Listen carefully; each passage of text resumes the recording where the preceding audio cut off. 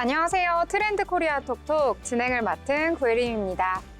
오늘 첫 순서는 많은 분들이 또 기대하고 계시는 코너죠.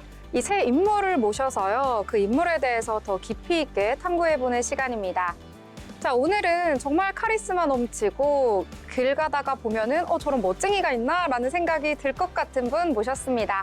가수 연가인님과 함께 하도록 하겠습니다. 안녕하세요. 안녕하세요. 어디서부터 잘못인지 흐느끼며 보이진 않. 네, 먼저 시청자분들께 인사 말씀 부탁드리겠습니다. 시청자 여러분 안녕하세요. 감사합니다. 먼저 새해 복 많이 받으시고요. 뭐니 해도 건강이 최고가 아닌가 싶습니다. 여러분 건강하시고 1+1 제 노래도 좀 사랑 많이 해주세요. 더 건강해지실걸요. 고맙습니다. 오늘 열심히 하겠습니다. 네, 환영합니다. 감사합니다. 오늘 정말 의상이 너무 네. 카리스마 넘쳐가지고요. 오늘 컨셉은 뭔지가 궁금한데요. 감사합니다. 제가 요즘 홍보하고 있는 노래에 내 머물 곳은 어디에라는 노래 있어요. 그 노래가 약간 제 느낌은 그렇습니다. 약간 보이시한 느낌도 있고 좀 뭔가 좀 무게 있는 듯한 그런 느낌의 노래가 아닌가 싶어서 이렇게 초이스 제가 잡아서 이렇게 하고 있어요. 홍보를. 네, 새 음악과 함께 좀 어울리는 옷으로 초이스를 하셨다. 센스가 있는 것 같습니다. 감사합니다. 네, 오늘 연가인님에 대해서 더 깊이 있게 알아보는 시간 가져보도록 할 텐데요. 일단 가수를 모셨으니까 물어보아야 될 필수 질문이 있죠. 어떻게 해서 음악을 시작하게 되었는지 이 부분부터 이야기 나눠보면 좋을 것 같습니다. 감사합니다. 저는 원래는 모델 출신이에요. 어려서 20대 때 모델 활동을 하다가 모델 현역으로 활동하다가 모델 강사까지 이제 단계를 올려서 활동을 하다가 우연한 기회에 그 노래를 그 지인이 밤업소 가수였어요. 싱어 언니였는데 그 언니 하는 노래하는 모습을 보고 제가 너무도 멋있게 느껴지는 거예요. 제가 하는 모델 활동보다 훨씬 더 멋있어 보여서 그냥 하루아침에 모델 일을 그냥 접어버렸어요. 그리고 이 밤업소 일부터 시작을 한 거죠. 노래 무조건 하겠다고 해서 연습실 또 그 악기사 그런 데 가서 이제 또 사정하고 매달려서 시켜주세요 하고 해서 하게 됐습니다. 그러니까 지인분이 그 노래를 하는 모습을 보고 거기에 확 매료가 되어서 네. 나도 저렇게 해야겠다라고 해서 기존에 하던 모델 일을 다 접고 가수로 전향을 그럼 하신 거네요? 네, 이제 제가 그 당시에 모델 강사로서 나름 좀 인정을 받고 있었던 그런 시점인데 그 길로 계속 나갔어도 뭐 나름 계속 활동하고 뭐 생활하는데 지장이 없었을 텐데 그거 갖고는 제가 뭔가 제가 제 마음을 채울 수가 없는 것 같고 아무튼 노래하는 걸 듣고서는 뭐 다른 거 보이지도 않고 생각도 안 나고 난 그냥 무조건 노래해야겠다. 그것만 생각하고 그냥 어디 가서 노래를 어떻게 해야 되지? 그럼 무작정 악기사를 가서 이제 때를 썼죠. 이렇게 열정 하나만으로 정말 꾸준히 가수라는 그 목표를 향해서 달려간 모습이 있었기 때문에 주변 분들도 이렇게 도와주지 않았나 생각이 드는데요. 네. 자, 그러면 이렇게 열정 하나로 가수 활동을 쭉 이어오고 계신데 구체적으로 어떤 활동을 또 하고 계신지 이 부분도 궁금해요. 이제 사실은 아무래도 이제 저는 이제 아직도 신인이라고 저는 자부하고 있습니다. 묵은지도 맛있잖아요. 된장, 고추장도 묵어야 맛있듯이 저희 신인 가수이지만 중견 신인 가수이다 보니 나름대로 인지도는 약하지만 부족하지만 그래도 뭐라고 할까요? 세월의 그 묵은 듯한 그런 익숙한 좋게 말하면 노련미고 뭐 나쁘게 말하면 쿠세라고 버릇이라고들도 하시지만 뭐 계속 노래 연습해가면서 지금도 계속 이 가수 활동을 또 넓혀는 가고 있습니다. 이제 음악이 있는 곳이라면 어디든 가서 이 열정을 불태우는 이런 의지가 느껴지고 있습니다. 그래서 음악이 있는 곳 어디든지 가서 일을 하고 또 이렇게 일상을 영위하고 계신다 이렇게 볼 수가 있겠는데요. 네. 이렇게 열정 하나만으로 사실 꾸준히 이어온다는 게 쉬운 일이 아니잖아요. 이 음악을 할 수 있는 원동력 어디서 오고 있다고 보면 될까요? 제가 너무 이기주의인가요? 솔직히 말씀드려서 저는 제 자신을 위해서 한다고라고밖에 할 수가 없을 것 같아요. 뭐 제 노래를 들어주시는 분 당연히 그분들 위해서도 하지만 그리고 근데 또 제가 또 부양해야 될 제 가족들도 있지만 저 자신이 노래를 하고 있는 그 순간이 제가 살아가는 희망, 뭐 목표 그거 아닌가 싶습니다. 그래서 저는 제가 이기주의 같은 생각이지만 노래는 역시 저 자신이 살아있는 것, 저 자신이다 라고 감히 말을 하고 다닙니다. 전혀 이기주의가 아니고 정말 내가 행복한 일을 했을 때 내 주변에도 그 행복한 기운이라고 해야 되나요? 그런 것들이 쫙 퍼지기 때문에 저는 내가 가장 좋아하는 거, 내가 사랑하는 일 이런 거를 했을 때 가장 나답고 주변에도 좋은 영향력을 미칠 수 있다 이렇게 보기 때문에 아주 좋다라고 생각을 합니다. 또 여쭤보고 싶은 게 네. 미녀 쪽으로도 굉장히 전문가라고 해야 되나? 아. 이 무형문화재로 또 지정이 되셨더라고요. 그게 이제 감히 민요를 했다고 전문가라고 하면은 큰일 나요. 왜냐하면요, 네. 진짜 요만한 아기 때부터 전공하신 분들, 대학까지 쭉 전공하신 분들도 많이 계신데 저는 그 민요를 어쩔 수 없이 배운 거예요. 제가 이제 밤업소 생활, 이제 이 성인가요계를 하면서 언더그라운드 활동을 계속 하다 보니 이제 어느 순간 나이가 되어서 보컬 활동을 할 수가 없는 거예요. 그래서 그리고 이제 제 노래 앨범을 갖고 싶어서 그런데 제 나이에 성인 가요를 해야 되는데 이 트로트 제가 그 맛을 못 내겠더라고요. 그래서 주변의 지인분들이 그러면 민요를 배워봐라 해서 저는 뒤늦게 이제 민요를 제가 한 5년 열심히 팠죠. 나름대로. 짧고 굵게 팠습니다. 그래서 그걸 선무당이 그게 이제 사람 잡는 거예요.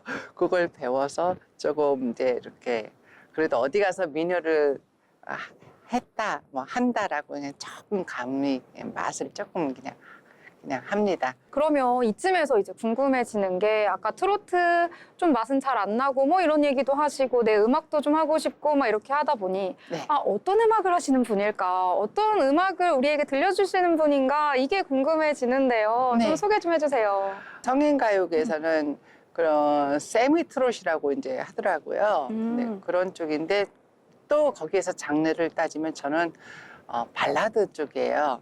약간 락과 발라드를 접목시킨 그런 쪽이다 보니 주로 하는 롤 모델은 다 이제 패티김 선배님, 최진희 선배님, 뭐 진미령 선배님 이런 스타일 쪽인 발라드 쪽이에요. 그럼 또 실례가 안 된다면 이쯤에서 음악을 보여드릴까요? 네, 보여주시면 너무 좋을 것 같습니다. 제 무반주로 그러면 네. 조금 시청자 여러분 양해해 주세요. 제목은 내 머물 곳은 어디에입니다. 바람 부는 이 거리에 서 있는 모습 누군가 그리워서 보고파서 여기까지만 할까요? 왜 아까 노래를 잘 부르는데 몰입이 중요하다 이 말씀하신지 알 것 같아요. 확 시작했는데 몰입이 쫙 되면서 이렇게 크지 않고 나긋나긋 부르는데 그 안에 뭔가 슬픈 느낌? 그런 게 좀 들어있는 것 같은데요. 아유, 감사합니다. 우리 구혜림 아나운서 저하고 같은 음악성이 좀 저보다 더 좋으신 것 같습니다. 음악 코드가 좀 맞나요? 네, 맞는 것 같습니다. 이 노래는 그러면은 뭐 대표곡이라고 해야 될까요?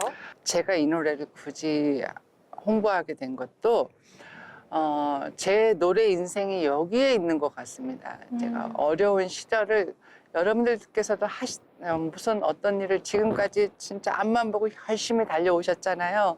그런데 난관에 부딪히시면 때로는 좌절도 맛보시고 또 배신 뭐 여러 가지 뭐 포기도 하기도 하고 거기에서 포기하고 좌절하고 희망을 잃지 마시고요. 그 시점 그 장소가 그 함께하는 그분들도 여러분들이 머무는 그곳이 제일이지 않을까 저는 생각으로 이 노래를 계속 홍보하고 있습니다. 제가 정말 어렵고 극단적인 선택까지 갔었다가 제가 다시 일어난 것도 이 노래 때문에 다시 오게 됐거든요. 그래서 여러분들 희망 잃지 마시고요. 지금 다소 힘들고 어려우시더라도 아주 작은 희망이라도 아주 작은 불빛이라도 여러분들의 조그만 사랑이라도 그걸 에너지로 삼고 다시 파이팅 하시죠. 네. 이 내 머물 곳은 어디에라는 곡이 네. 딱 영가인님의 가치관, 삶, 뭐 철학 이런 게 다 담겨져 있는 것 같아요. 그리고 얘기를 맞습니다. 듣다 보니까 또 시청자분들께 응원의 한마디, 뭐 희망찬 한마디를 하시는 걸 들어보니 딱 새해에 맞는 그런 노래다 이런 생각까지 듭니다. 앞으로도 더 많은 분들께 사랑을 받을 것 같아요. 감사합니다. 네, 그러면 음악 이야기 또 하다 보니 앞으로는 또 어떤 음악을 하실지, 어떤 활동을 하게 되실지 이 부분도 궁금합니다. 앞으로도 이제 뭐 제 노래처럼 내가 머물 곳은 어디에를 찾으려고 저는 이제 생각하지 않고 지금 이 순간 항상 현실 이 순간을 가장 소중하게 생각하고 즐겁게 그리고 우리가 이왕 사는 거 즐겁고 행복하면 더 좋지 않겠습니까? 그래서 그런 마음으로 노래하고 즐기면서 행복하게 하겠습니다. 여러분들도 함께 해주시죠. 네, 지금 내가 두 발 딛고 있는 지금 이곳 현재에서 최선을 다하자 이런 네. 말씀 해주신 것 같습니다. 자, 그러면 음악을 쭉 또 앞으로 계속 하실 거잖아요. 그러니까 그렇죠. 음악적으로 나 이런 것 좀 해보고 싶다 아니면 목표라고 해야 될지 뭐 그런 것들도 좀 있을까요? 목표 아무래도 가수는 더 많은 분들이 본인의 노래를 불러주고 함께 들어주고 뭐 그런 게 제일 행복하지 않겠습니까? 근데 저는 우선 당장은 뭐 많은 분들까지 욕심은 내지 않고요. 제가 이제 일본에서는 이제 뭐 디너쇼도 하고 기고를 했었거든요. 근데 한국에 와서는 아직 디너쇼를 제가 콘서트를 아직 제 개인 단독 콘서트를 못했어요. 그렇게 할 수 있는 날을 만들도록 노력해야죠. 더 많은 분들이 이 음악을 들어주시고 또 이제 개인 단독 콘서트를 네. 목표로 네. 올해 열심히 또 달려보실 계획이시군요. 네. 네. 자, 그러면 또 마지막으로 시청자분들께 네. 좀 못다한 이야기라든지 하고 싶은 말이 있으시다면요? 제가 이렇게 제 이름 다른 유명인 가수분들은 이런 거 안 붙여도 누구 노래 이렇게 알아주시지 않습니까? 저도 이런 거 안 붙여도 될 만큼의 그 정도 제 노래 좀 알아주시는 분 어느 분이 제가 일하는 클럽에 오셔서 진짜 제 노래 불러주실 때 제가 눈물을 흘렸거든요. 그렇듯 제 노래 좀 더 많은 분들이 좀 불러주시고 함께 해주셨으면 하고요. 뭐니 해도 제가 조금 몸이 요즘 많이 아프거든요. 그래서 여러분들 건강 최우선으로 생각하십시오. 저도 건강하게 노래 열심히 하겠습니다. 오늘 감사합니다. 네, 건강에 대한 중요성까지 이야기해 주셨습니다. 앞으로 더 개척해야 될, 더 많이 알릴 그런 영역이 많기 때문에 또 그러한 재미도 있지 않을까, 나를 알리는 그러한 열정 하나만으로 음악을 계속 해오고 있으니까요. 시청자분들께서도 음악 많이 사랑해 주시고 가수 영가인님 많은 응원과 성원 부탁드리도록 하겠습니다.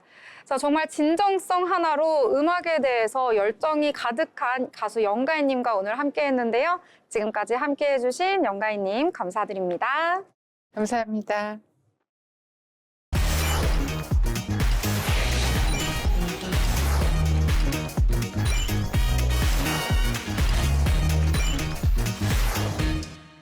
이번 시간은 이재규 기자와 함께 다양한 건설, 부동산 이슈를 알아보는 마켓 트렌드 시간입니다. 이재규 기자 나오셨습니다. 어서 오세요. 네, 먼저 이번 시간에는요, 국토교통부가 기업형 장기 임대주택과 관련해서 사업 추진을 하기 위한 법안 다시 추진한다는 소식이 전해졌습니다. 이 법안은 박상우 국토부 장관의 핵심 정책 중 하나인데요. 지난해 10월에 발의된 이후에 제대로 논의가 되지 않았었는데 이번 법안이 통과되게 되면 임대주택 시장에 변화가 있을 것으로 예상이 된다고 합니다. 자, 이번에 법안 어떻게 나오게 되는지 내용을 알려주시죠. 네, 기업형 장기 임대주택은 기업이 대규모 임대주택을 20년 이상 장기간 운영하도록 하는 제도입니다. 기존 임대시장이 개인 집주인 중심으로 운영되면서 전세 사기와 같은 피해가 계속되고 있는데요. 국토부는 이 구조를 바꿔 기업이 안정적인 임대주택을 공급할 수 있도록 법 개정을 추진하고 있습니다. 기업형 장기 임대주택은 리츠 등을 활용해 한 단지에 100여 가구 이상을 운영하는 방식으로 임대료 규제 완화와 세제 혜택을 통해 기업이 임대 수익만으로도 사업성을 확보할 수 있도록 설계되어 있습니다. 네, 저는 조금은 생소했는데요. 기업이 장기 임대주택을 운영하게 된다면 기존과는 좀 어떤 차이가 있는 걸까요? 네, 가장 큰 변화는 전세 사기 위험 감소와 안정적인 주거 환경 제공입니다. 현재 임대 시장의 80%는 개인 집주인이 운영하고 있습니다. 이 때문에 집주인의 재정 상태나 갭 투자 실패로 인해 세입자가 전세금을 돌려받지 못하는 경우가 있는데요. 기업이 장기 임대 주택을 운영하면 20년 이상의 안정적인 임대 계약이 가능해지고 주거 서비스까지 연계되어 다양한 선택지가 제공이 됩니다. 또한 기업이 장기적으로 운영하는 만큼 퇴거 요청이 줄어들고 임대료 인상도 체계적으로 관리될 것으로 예상이 됩니다. 여러 장점이 있는 것으로 보이는데요. 그렇다면 이 법안이 통과되기 위해서 어떤 장애물을 좀 넘어야 할까요? 네, 가장 큰 난관은 국회의 협조를 얻는 것입니다. 이 법안은 지난해 10월 김정재 국민의힘 의원이 대표 발의했었지만 비상계엄 사태 이후 논의가 전혀 이루어지지 못한 상태입니다. 특히 거대 야당인 더불어민주당과 여당인 국민의힘이 대통령 탄핵 추경 예산안을 두고 대립하고 있어서 법안이 국회 문턱을 넘기가 쉽지 않는 상황입니다. 네, 상황은 이러한데요. 자, 그렇다면 이 제도를 통해서 기대되는 효과도 있을 것 같습니다. 어떤 부분이 좀 있을까요? 네, 국토부는 기업형 장기 임대 주택이 국내 주택 시장의 구조적 문제를 해결할 수 있을 것이라고 기대하고 있습니다. 먼저 전세 시장 의존도를 낮추고 주택 공급 방식을 다양화할 수 있습니다.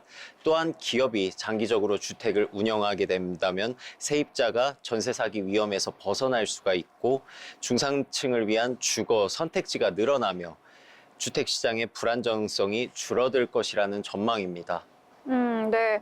그런데 또 일각에서는 이 기업이 주택을 운영하게 된다면 임대료가 좀 높아지지 않을까 이런 우려도 있는데 이 부분은 어떤가요? 네, 일부에서는 기업이 주택을 독점할 경우 임대료가 급격히 오를 수 있다는 우려도 나오고 있습니다. 이에 대해 국토부는 임대료 규제를 일부 완화하면서도 상한선을 설정해서 급등을 막을 것이라고 설명했습니다. 또한 4년 계약과 임대료 상승을 5% 제한 등의 보호장치는 유지가 됩니다. 전문가들은 장기적인 임대 수익을 안정적으로 확보할 수 있다면 기업도 무리한 임대료 인상보다는 세입자 유지에 집중할 것이라고 보고 있습니다. 네, 여러 가지 제도로 좀 보완을 하겠다라는 내용인데요. 자, 그러면 마지막으로 이 법안이 통과되기 위해서 어떤 절차도 남아있을 것 같은데 어떤 절차가 좀 남았을까요? 네, 이번 법안은 이번 달 말 국회에서 논의될 예정입니다. 국토부는 기업이 장기 임대 주택 시장에 적극 참여할 수 있도록 세제 감면 및 금융 규제 완화도 검토하고 있는데요. 현재 취득세 중과 완화, 종부세 합산 배제, 법인세 추가 과세 배제 등 다양한 혜택이 논의되고 있습니다. 이 법안이 통과되면 기업형 임대주택 시장이 본격적으로 도입되면서 주택 정책의 패러다임이 변화할 것으로 보입니다. 네, 기존의 임대 시장의 구조를 바뀌기 위한 이 법안, 앞으로 국회에서의 논의가 중요할 것으로 보입니다. 추가적인 소식 나오는 대로 전달해 드리도록 하겠습니다. 자, 지금까지 알찬 정보 전해주신 이재규 기자 감사합니다.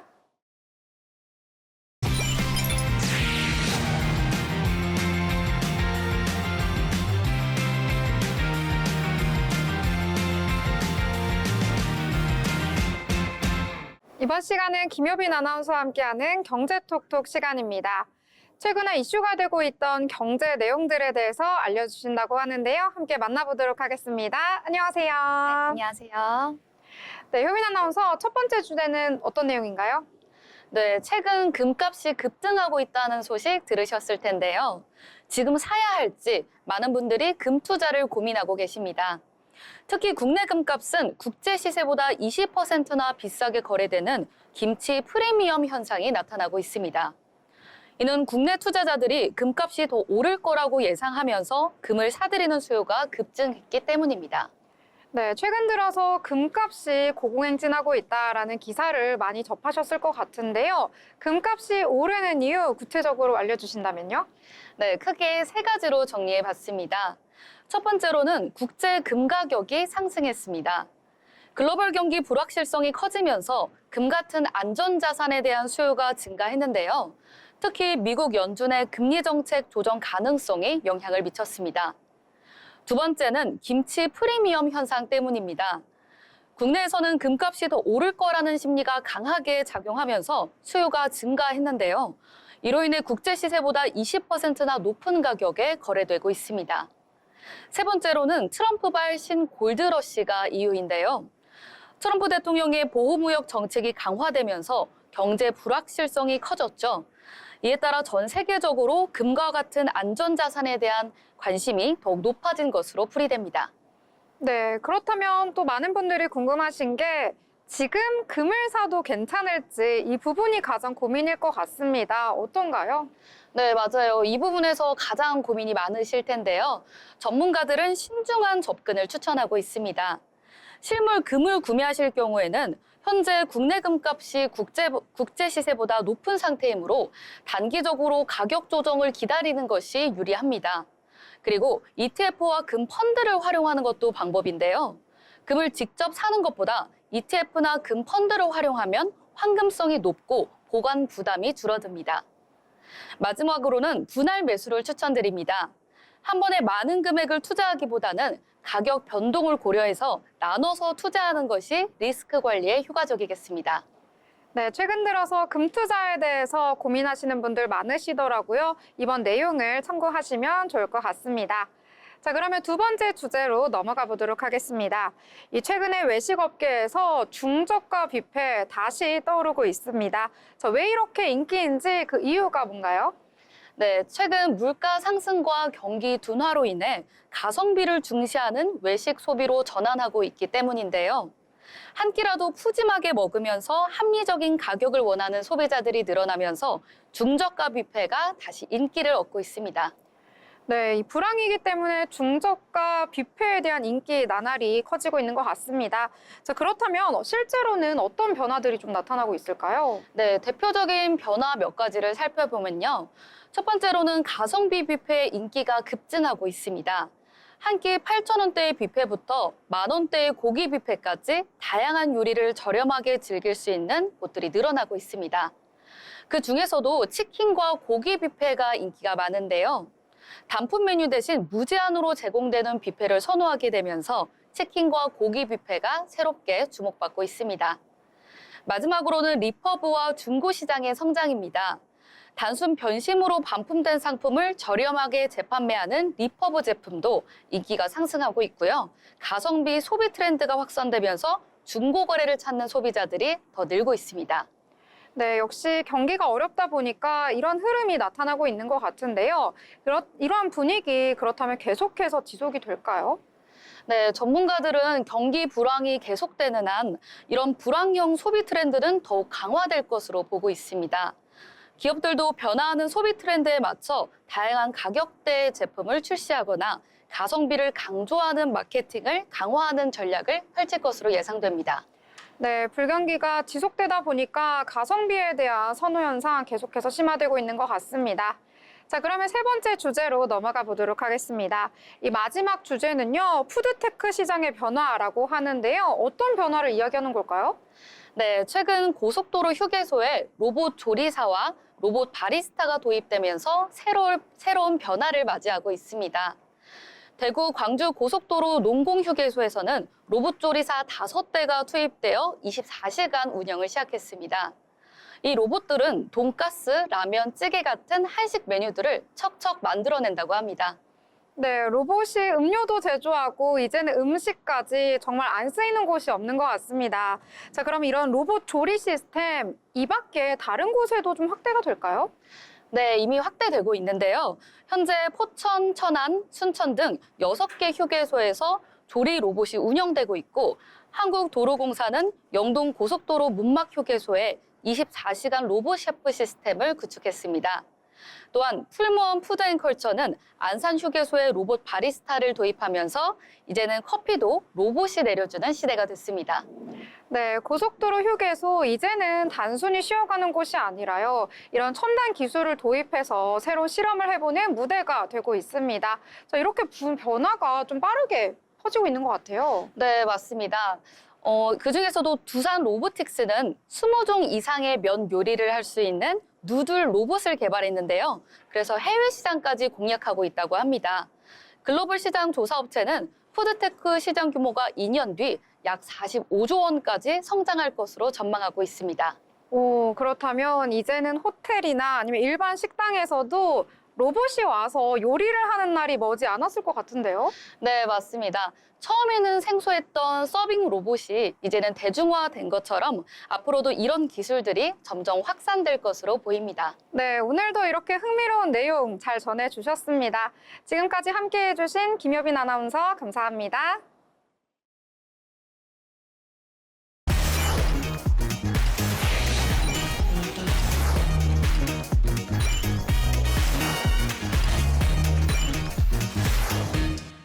네, 이번 마켓 트렌드 시간은요, 많은 분들이 3월 개학을 앞두고 주목할 만한 내용입니다. 2025년부터 변경되는 교육제도와 함께 교육 전반에 대해서 이야기 함께 나눠보려고 하는데요. 이번 시간은 영화국제관광고 이현준 교장 선생님과 함께 하도록 하겠습니다. 안녕하세요.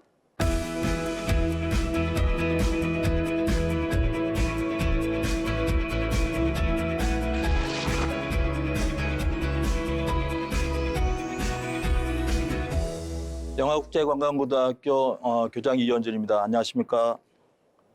네, 일단 영화국제관광고 근무 중이신데 학교 소개와 또 자랑 말씀 부탁드리겠습니다. 영화국제관광고등학교는 인천에 있는 관광특성화고입니다. 영화국제관광고등학교는 1892년 미국의 존스 선교사가 설립한 올해로 개교 133년을 맞이하는 뿌리 깊은 역사를 가진 학교입니다. 우리 서울의 이화학당, 배재학당과 같은 연역과 스토리를 갖고 있는 아주 유서 깊은 그런 학교입니다. 영화국제관광고등학교는 대한민국에서 최초로 관광교육을 실시했던 그런 학교입니다. 지금은 외국어 교육을 중심으로 관광과 조리교육을 실시하고 있습니다. 네, 정말 듣기만 해도 일단은 굉장히 역사가 깊고 또 학교에 대해서 자부심을 가지고 계신 게 느껴지는데요. 네. 자, 일단 교장 선생님이시니까 또 오랫동안 교직에 몸 담고 있으셨잖아요. 네. 어떻게 해서 이 교육자의 길을 걷게 되셨는지 이 부분부터 소개해 주시면 좋을 것 같습니다. 한 달 동안 교생 실습을 하면서 저의 마음이 무너졌습니다. 왜냐하면 특성화고 학생들이 그 당시에 보니까 우리 반, 제가 맡은 반 학생들이 보편적으로 어려운 학생들이 굉장히 많았어요.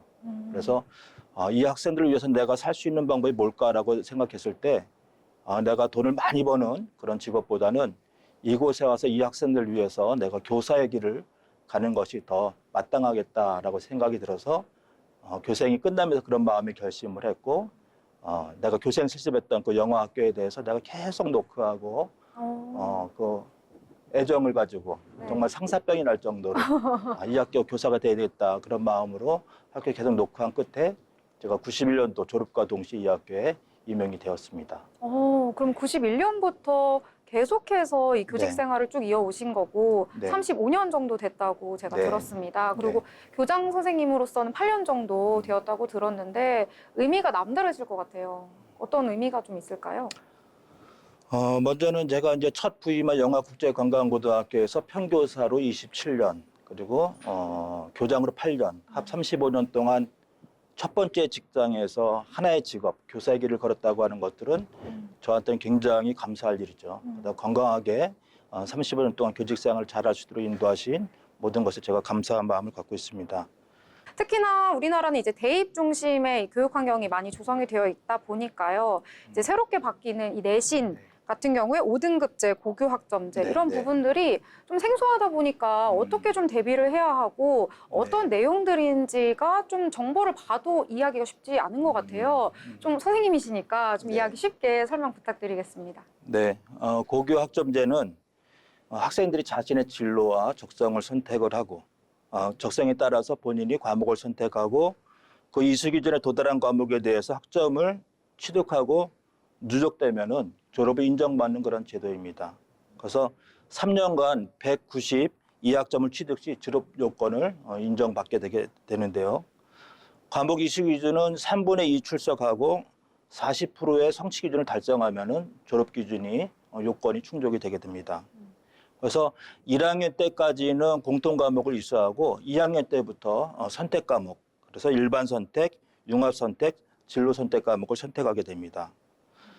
고교학점제는 이제 학교에서 먼저 학생들의 과목 수요를 파악을 합니다. 네. 그래서 학생들이 수요가 있는 과목들을 교육과정을 편성하고 학생들이 그 안에서 본인의 적성에 따라 과목을 선택하고 그런 것들을 이수해서 평가받고 그래서 학점을 취득을 했을 때 인정받아서 졸업을 요건을 갖추게 되는 그런 제도이죠.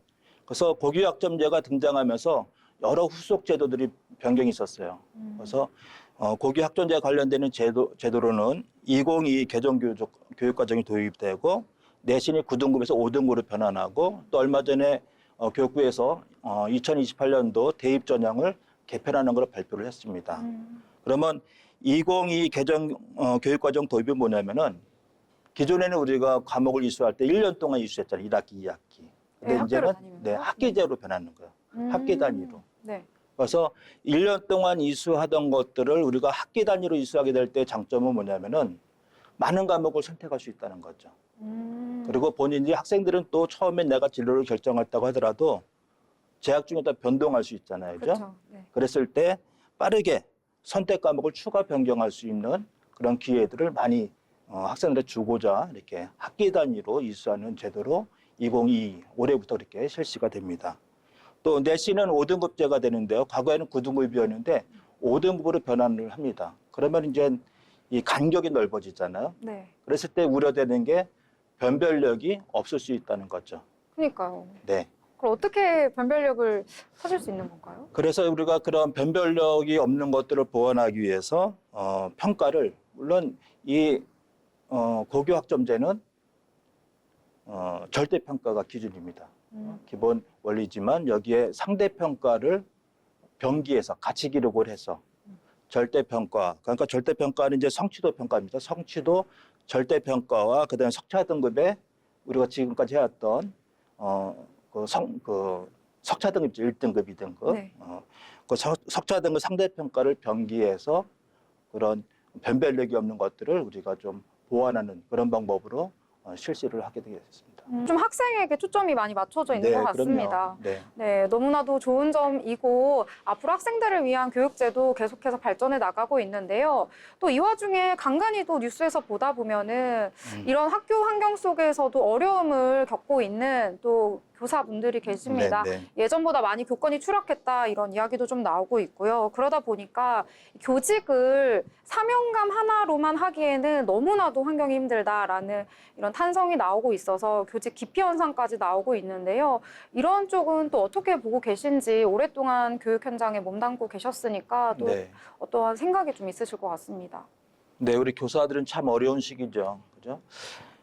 지금 중도 퇴직 교원은 2019년도에 6,151명이었었는데 2023년도 5년 지나고 나서 통계를 냈을 때 23.9%가 증가한 7,626명이 중도 퇴직을 했습니다.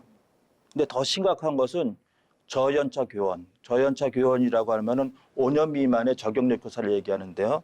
이 저연차 교원의 중도 퇴직률이 더 높다는 거예요. 그래서 통계해 보니까 2019년도에 226명이었는데 5년이 지나고 나서 2023년도에는 341명, 무려 50.9%가 증가한 겁니다. 근데 또 하나 또 심각한 것은 신규 임용 시장에도 빨간불이 들어왔는데요. 인천교대를 포함한 10개 대학 교육대학하고 그다음에 그 초등교육과가 설치된 그런 학과에서 중퇴하는 거죠. 교직을 하겠다고 들어온 학생들이 입학 이후에 중도 탈락하는 그런 학생들의 비중이 날로 높아지고 있어요. 그만두고 새로운 길을 찾아 떠난 네. 거군요. 그래서 이제 뭐 교대들도 지금은 입시 경쟁률이 굉장히 낮아지고 있고, 그러면 이제 중도 퇴직하고 또 신규 임용 시장에 학생들이 지원하지 않는다고 하면은 이거는 앞으로는 우리 교육 시장이 굉장히 우려되는 그런 현상들이 있거든요. 그래서 이런 일들이 왜 발생했을까라고 생각을 했을 때 저는 교원 조직의 그 저성장 문화, 그러니까 성장 욕구가 결핍되어 있는 그런 문화에서 이런 일들이 발생하지 않았을까 이런 생각이 듭니다. 그러면 제가 생각할 때는 모든 인간은 성장 욕구가 있잖아요. 그죠? 네. 그러면 외적 성장 욕구도 있을 거고 내적 성장 욕구도 있을 텐데 뭐 외적 성장 욕구라고 하면은 물리적 욕구죠. 네. 내가 급여가 얼마를 더 많이 받고 또 내가 승진을 하고 그런 욕구고. 환경적인 걸 네. 말씀하시는 거죠. 근데 내적 성장 욕구는 내가 하는 일에 대한 어떤 만족감이죠. 내가 하는 일에 대한 프라이드를 느끼는 거고 어떤 성취감을 느끼는 것, 그런 것들인데 제가 볼 때는 우리 교사의 특징상 뭐 승진 체계는 아주 단순해요. 평교사, 그다음에 교감교장이잖아요. 그렇기 때문에 우리 교사들은 다른 직업보다는 그런 뭐 승진 욕구 같은 것들은 많지는 않아요. 그다음에 뭐 급여 같은 것들도 우리 교사가 박봉이잖아요. 그죠? 호봉제로 네, 뭐 가정에. 교사 들어올 때 내가 돈을 많이 벌겠다 그런 기대감은 없거든요.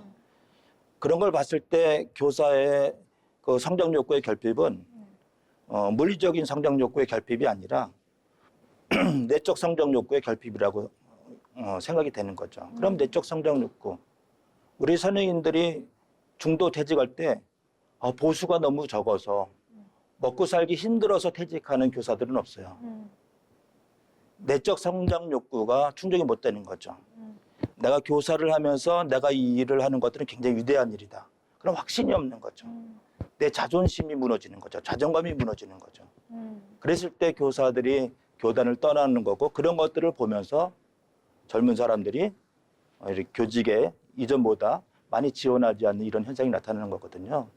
그래서 제가 볼 때는 이렇게 교권이 추락하고 그다음에 교직을 기피하는 현상을 해결하기 위해서는 교원 문화의 그 성장 문화, 그 중에서도 교원의 내적 성장 문화, 그런 욕구를 충족시켜 줄 수 있는 그런 제도를 우리가 마련해야 된다고 생각이 들어요. 이런 것들은 정책뿐만 아니라 모든 사회 구성원들이 다 노력해야지 이런 것들이 해결이 되겠죠. 맞습니다. 그럼 우리가 과거에 교권 추락의 원인 가운데 너무 과도한 학생 인권 조례 이런 것들 우리가 한 면만 본 거거든요.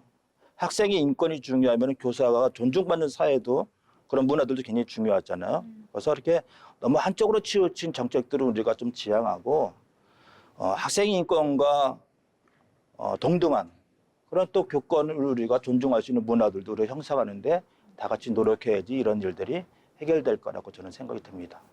자, 그러면 이 미래 청소년들에게 또 한 말씀 해주고 싶은 말씀 이런 것들이 있을 것 같습니다. 네. 어떠한 이야기 해주고 싶으신지요? 자기가 사랑하는 일을 찾은 학생은 세상을 다 가진 학생입니다. 그래서 우리 미래의 청소년들이 자기를 발견하고 내가 사랑할 수 있는 일을 찾기를 바랍니다. 그래서 내가 하는 일에 대해서 의미를 찾는 학생들은 그 공부가 재밌을 거예요.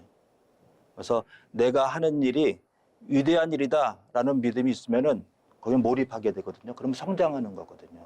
그래서 우리 청소년들 바라기는 자기를 발견하고 내가 어떤 일을 할 것인가, 내가 사랑하는 일이 무엇일 것인가 그런 것들을 빨리 발견하고 거기에 내 모든 것들을 다 쏟아붓고 정진할 수 있는 그런 삶을 철저하게 차근차근히 잘 준비하기를 부탁을 드리겠습니다.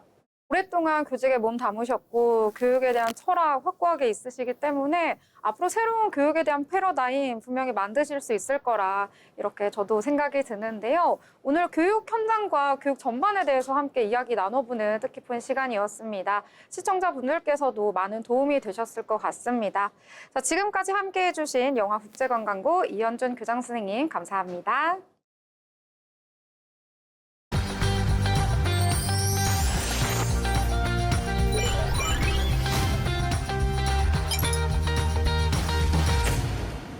한 주 동안 경제와 기술을 가장 뜨겁게 달군 뉴스를 빠르게 정리해드리는 테크노믹스 시간입니다.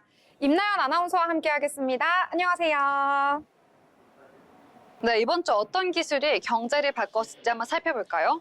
네, 말씀드리기 앞서서 세 가지 주제를 먼저 짚고 넘어가겠습니다.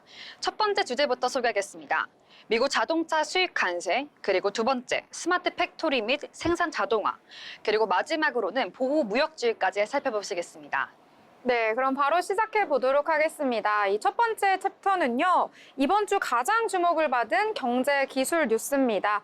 자, 요즘에 가장 큰 화제가 된 경제 뉴스 어떤 내용일까요?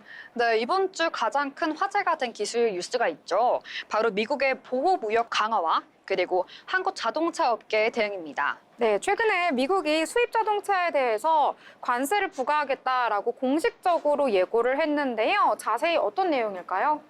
네, 도널드 트럼프 미국 대통령이 오는 4월 2일부터 자동차 수입 관세를 도입하겠다고 밝혔습니다.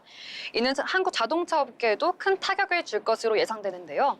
네, 이 한국이 가장 큰 영향을 받을 수 있다라는 내용이 전해지고 있는데, 자, 왜 이렇게 내용이 전해지는지 이유도 좀 궁금해요. 네, 저도 이 자료를 조사하면서 조금 놀랐는데요. 한국이 작년 미국 자동차 수입 시장에서 사실상 1위를 차지했다고 합니다. 미국이 무역 적자가 큰 국가에 맞춤형 관세를 부과할 가능성이 높아지고 있고요. 그래서 한국이 최우선 타깃이 될 가능성이 높아지고 있습니다. 네, 그렇다면 현재 한국에서 이 자동차 수출 어느 정도 규모가 되는지 이 부분도 설명해 주시죠. 네, 한국무역협회에 따르면요. 지난해 한국은 미국에 약 153만 대를 자동차를 수출했다고 합니다. 수출액만 347억 달러. 네, 무려 50조 원에 달하고요. 반면 같은 기간 미국산 자동차의 한국 수입은요. 4만 대, 3조 원에 달했다고 합니다. 이 미국과 한국이 FTA를 체결했기 때문에 원래 기존에는 자동차 쪽으로는 관세를 거의 부과하지 않았던 것으로 알고 있는데요. 자, 그러면 이번의 조치가 좀 기존과는 충돌을 하게 되는 걸까요? 네, 맞습니다. 기존에 원래 FTA라는 그런 협정이 있었죠. 그래서 한국과 미국은 자동차에 관세를 부과하지 않고 있었습니다. 하지만 도널드 트럼프 행정부가 이와 상관없이 자동차를 관세 무기화 대상으로 포함시키려는 움직임을 보이고 있습니다. 네, 이 결국에 한국의 자동차 업계 같은 경우에는요, 이 미국 시장에서 가격 경쟁력을 유지하기가 더욱더 어려워지게 되겠군요. 네, 그렇습니다. 그래서 KB 증권 분석에 대해서 또 말씀을 드리려고 하는데요. 미국이 자동차 수입 관세를 부과한다면요. 10%를 부과한다고 했을 때 현대차 그룹의 영업이익은 약 4조 3천억 원으로 줄어들 것으로 예상이 되고 있습니다. 네. 계속해서 뉴스에서 전해지는 내용인데요. 또 요약해서 보니까 더욱더 심각한 문제다라는 생각이 드네요. 자, 그러면 다음 챕터로 한번 넘어가 보도록 하겠습니다. 자, 이번에는 미국의 보호무역 강화 이 부분에 대해서 이야기해 보려고 하는데요. 이 자동차 기술 혁신 어떤 영향을 미치고 있는지 이 부분에 대해서도 알아볼까요? 네, 미국의 보호무역 강화가 자동차 기술에도 영향을 주고 있죠. 그래서 그 기술들이 어떤 게 있을지 소개하려고 합니다. 먼저 현지 생산을 확대하기 위해서 스마트 팩토리를 도입하고 있고요. 그리고 AI 기반 공급망 최적화를 위해서 노력하고 있다고 합니다. 미국이 이 자동차에 관세를 부과하게 된다면 이 한국의 자동차 기업 같은 경우에는 이 미국 안에서 더욱더 생산을 늘려야 한다라는 내용이 전해지고 있는데요. 자, 그러면 여기에 또 기술적인 변화는 어떤 것들이 있을까요? 네, 바로 스마트 팩토리 도입이라고 있는데요. 현대 자동차는 스마트 팩토리를 도입하면서 미국 현지 생산 확대를 추진하고 있습니다. 기존 공장보다 자동화된 생산 라인과 그리고 AI 기술을 활용해서 생산성을 높이고 비용을 절감하는 전략이라고 합니다. 그러면 스마트 팩토리 도입을 통해서 비용 절감 된다고 했는데 어떻게 해서 비용이 좀 줄어들 수 있게 되는 거예요? 네, 가장 중요한 부분은 인건비라고 할 수 있는데요. 인건비가 상당히 줄어들 것으로 예상이 됩니다. 정확히 말씀드리면요. 스마트 팩토리를 활용하면 로봇과 AI가 대부분의 조립 공정을 담당하게 되는데요. 이래서 생산 효율성이 증가합니다. 뿐만 아니라 디지털 트윈 기술이라는 것도 있는데요. 이것을 통해서 가상의 공장에서 생산 공정을 사전 시뮬레이션을 할 수 있다고 합니다. 네, 최적의 조립 방법까지 찾을 수 있는 건데요. 자, 그러면 이런 기술을 활용을 해서요, 미국 내에서 관세 부담을 줄이는데 어느 정도 좀 도움이 되는 부분도 있을까요? 네, 저도 이게 어느 정도 도움이 될지는 정확히 모르겠지만 현재로서는 그렇다고 보이고 있습니다. 네, 스마트 팩토리를 활용한 생산 자동화가 이루어지면요, 노동력 의존도가 낮아지고 그다음 생산 비용을 최소화할 수 있을 것으로 보여지고 있습니다. 네. 미국 내에서 현지 생산을 하면서 가격 경쟁력 부분에서도 좀 우위를 점할 수 있겠다라는 생각이 드네요. 자, 그러면 이번에는 마지막 챕터로 넘어가 보도록 하겠습니다. 저희가 여러 가지 뉴스를 볼 때 용어를 보면서 정확히 이게 무슨 뜻이지? 라고 궁금하신 분들이 있으실 텐데요. 자, 이번에 기사를 볼 때 꼭 알아야 할 핵심 용어들 한번 알아볼까요? 네, 이번 주 핵심 용어는요. 똑같이 6글자입니다. 보호무역주의인데요. 이 6글자를 기억하시고 전반적인 기술 흐름과 경제 흐름을 기억하시면 좋을 것 같습니다. 네, 보호무역주의 뉴스를 보다 보면 계속해서 이 내용, 이 단어가 계속 나오더라고요. 정확한 의미, 사전적 의미는 뭘까요?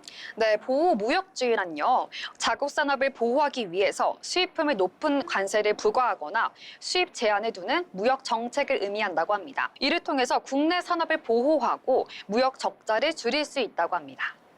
그러면 이번에 이 미국에서 관세, 자동차 쪽으로 수입 관세를 부과하는 것도 보호 무역주의의 일환이라고 볼 수 있겠군요. 네, 대표적인 자동차 관세 부과가 미국 보호 무역주의의 대표적인 일환이고요. 그뿐만 아니라 철강 사업도 있다고 합니다.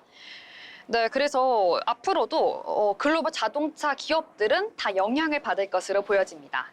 네, 오늘도 기술과 경제가 만나서 흥미로운 이야기들 함께 나눠봤는데요. 오늘 다양한 이야기 나눠봤는데 이 내용들, 포인트만 한번 정리해서 알려주시죠. 네, 저는 오늘 말씀드린 내용 중에서 가장 기억할 것은 똑같이 미국의 보호 무역 강화이고요. 이에 따라서 어떻게 대응이 있는지에서 살펴봤습니다. 뿐만 아니라 이에 대응하기 위해서 현대 자동차 기업이 어떻게 변화를 주고 있는지 알아봤는데요. 바로 스마트 팩토리를 기억하시면 좋을 것 같습니다.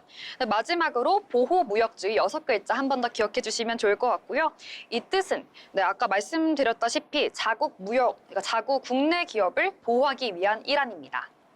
네, 결국에는 이 자동차 업계가요, 이 미국의 보호무역 강화에 대응하기 위해서 이 단순히 공장을 늘리는 것뿐만 아니라 이 AI와 자동차 기술, 자동화 기술을 통해서 효율적으로 생산을 늘려야 한다. 이러한 내용에 대해서 오늘 함께 나눠봤습니다. 맞나요? 네, 맞습니다. 그래서 자동차뿐만 아니라 AI 기반을 활용한 기술, 그리고 글로벌 자동차 무역, 배터리 시장까지 이렇게 골고루 좀 더 지속적인 관심을 가져주시면 좋을 것 같습니다. 네, 지금까지 임나연 아나운서와 함께 기술이 바뀌는 경제 함께 이야기 나눠봤습니다. 함께 해주신 임나연 아나운서 감사합니다.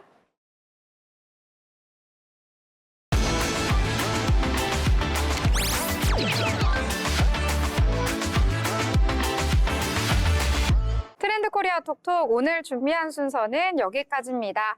이번 주에 여러 가지 이슈들 오늘도 함께 다뤄봤는데요. 저희는 다음 주 방송으로 다시 찾아뵙도록 하겠습니다. 시청해주신 여러분 고맙습니다.